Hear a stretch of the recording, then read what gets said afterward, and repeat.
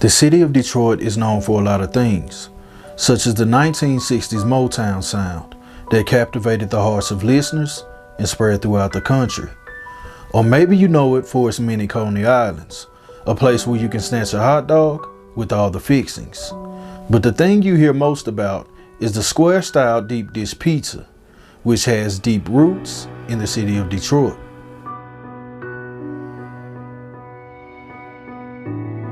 Detroit is a city with just over 663,000 people, and with that many people, it's inevitable that there will be trouble. It's known for its day in and day out acts of violence that occurs almost too often. And this next story is no different.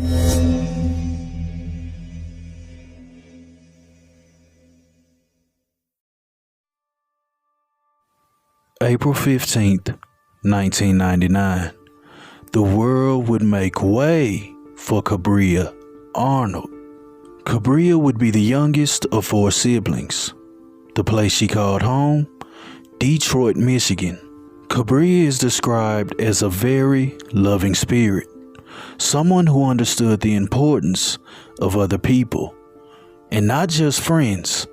This applied if you were a total stranger. Outside of being a kind soul, she was also someone with a sense of humor, someone who could undoubtedly place a smile on your face. Kabria was also someone who was eager to learn. She enjoyed school, but outside of learning, she was also very athletic. While attending Renaissance High School, she would indulge in volleyball. She ran cross country, but the love of her life would be softball, which she did for 3 years until graduation. But even after graduation, softball didn't end.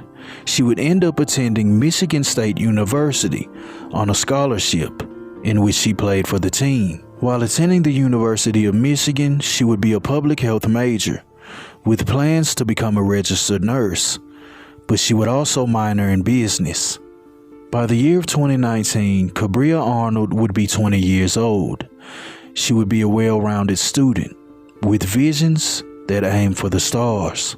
She was a student by day and then worked at a local grocery store by night. By this time in her life, Kabria was close with everyone around her. Again, with the kind spirit that she had, people gravitated towards her. She was good with friends and especially close with family. Sunday, November 10th, 2019. It was the weekend, so no school for Kabria. Instead, she was only scheduled to work that day, in which her shift would end at 11:30 p.m. Being close with her family, Kabria would often text her father to tell her when she got to work, but she would also text to say when she's headed home. However, this night would be a little different. The father would receive the text that she made it to work. But while he awaited the text saying that she was on her way home, it never came. In the beginning, it wasn't cause for alarm. She wasn't home yet, but not that much time has passed. But as the time begins to pass, they begin to worry.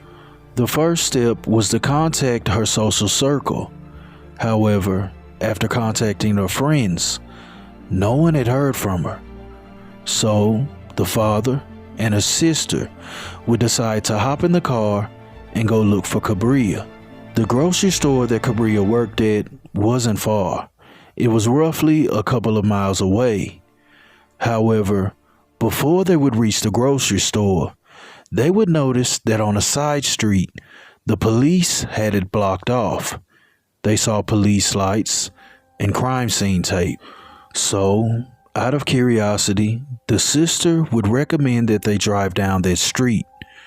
However, upon reaching the scene, they would see something that was totally heartbreaking. Once they arrived, not only did they see Kabria's vehicle being processed, but they would also witness their loved one on the ground while the investigation was going on. But to make matters worse, while witnessing the scene, they would realize that Kabria wasn't receiving medical attention, which could only mean one thing. What they were looking at was a murder scene. Kabria would be discovered roughly just under a mile from her job and pronounced deceased on arrival. Sadly, the family didn't have to wait for the authorities to knock on their door, but rather they witnessed the scene themselves, so there was no need to contact them. They were already there to identify the body. After discovering the body of Kabria Arnold, the authorities would work vigorously to piece together her schedule on that day. They would come to find that she clocked out at work at 11:30 p.m. However, 11:40 p.m. is when they received the call about the shooting, which means whatever transpired happened 10 minutes after she left work. But to make matters worse, when processing the crime scene, they found zero physical evidence. No DNA, no fingerprints, not even a shell casing. At this point, all the authorities knew was that the star softball student at the University of Michigan was murdered, but they didn't have a suspect in sight. When Kabria was found on Sunday, November 19th, she actually had an event planned with her family for Monday the 11th, and after the autopsy was released, it became clear what that event was about. When the autopsy was concluded, it would be determined that Kabria Arnold was pregnant, and the event she planned for Monday the 11th was her gender reveal. And along with the gender reveal, she was also revealing the fact she was pregnant, because her family didn't know. But sadly, they would find out after she was already gone. The family now knows that not only did Kabria lose her life, but they never got to meet the soul who was heading into this world. When the authorities began this investigation, they started off on the normal route, interviewing friends, family, and with Kabria being pregnant, they would now need to speak to the father of the child.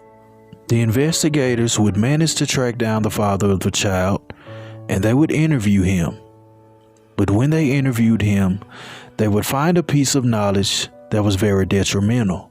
The man whom she was having the baby with was actually in a relationship with an entirely different woman. So the authorities would round up this girlfriend, who's now confirmed to be 24-year-old Gabrielle Brantley. The authorities would interview Gabrielle, but when interviewing her, they noticed that she was kind of shaky. She was changing her story. She was constantly bringing up things that they weren't asking, and this cast heavy suspicion upon her. As the days began to pass, the authorities would interview Gabrielle several times, and during one of these interviews, she would admit that she was actually there on the scene, but then she would change it and say she wasn't there. And then she would change that story again and say that her boyfriend brought her there. And then she would change that story again and say that she brought her boyfriend to the scene. Now, at this point in time, she isn't admitting guilt, but rather saying she was there and she saw it. But now, armed with this information, they have enough to arrest her and her boyfriend, who happened to be the father of the unborn child of Kabria. We had a tragic shooting, of course, of Kabria Arnold. Very tragic situation. 20-year-old, certainly a phenomenal student, just someone that we want to wrap our arms around and support. And she was senselessly killed.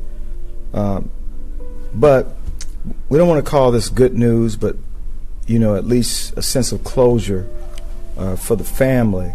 But we have two people in custody as of today. A 24-year-old female was arrested yesterday. in the early morning hours. She was taken into custody. And then a second suspect, a 28-year-old male, who we believe is the shooter in this case, was taken into custody this late morning. So a sense of closure for the family. Through our investigation, we've learned that last Sunday on November 10th, at approximately 11:40 p.m., Kabria met someone in the area of Pilgrim and Bentler, where she was fatally shot. This investigation is still active, and so it's not a lot I can go into at this point. We believe it had some domestic issues involved in it, but again, a very senseless and tragic situation. There have now been 2 arrests made in the case of Kabria Arnold, but they were both placed on hold. No charges have been brought yet. The boyfriend and baby father of Kabria would ultimately be released due to lack of evidence.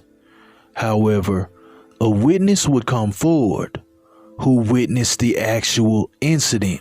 And while this witness couldn't say that it was 100% Gabrielle, he would say that the woman he witnessed shoot Kabria resembled her. With this newfound information, they now have enough to charge Gabrielle with the murder of Kabria. But they also find out what happened to her on that night. This witness would detail that on November 10th of 2019, he would witness a silver Malibu Chevy pull up to the scene. He would then witness Gabrielle shoot Kabria 2 times. He says that after this incident occurs, Gabrielle then gets back into the silver Malibu Chevy and drives up the street. He then says he witnessed that Chevy Malibu put the car in reverse, bag up, and then Gabrielle hops out of the car one more time and then proceeds to fire one more shot. He then says he witnessed Gabrielle get back into the car, and that was the last he saw of her. She would speed away from the scene, leaving the lifeless body of 20-year-old Kabria Arnold. 24-year-old Gabrielle Brantley is charged with killing 20-year-old Kabria Arnold on west side of in Detroit. Police say that the shooting may have stemmed from a romantic triangle. Brantley will be back in court early next month. On November 19th of 2019, Gabrielle Brantley would be formally indicted on murder charges, and the prosecutor would prepare for court. However, it wouldn't be into the year of 2023 that the case would reach a courthouse. During the trial, the prosecution would lay out the theory of a motive. They would say that this was no more than a love triangle gone wrong. Gabrielle Brantley would ultimately be convicted, and when the trial concluded, the judge would determine that the appropriate reaction would be to give her life behind bars. My kids were asked, "Where's Auntie Kabria?" I didn't know how to explain to them where she was.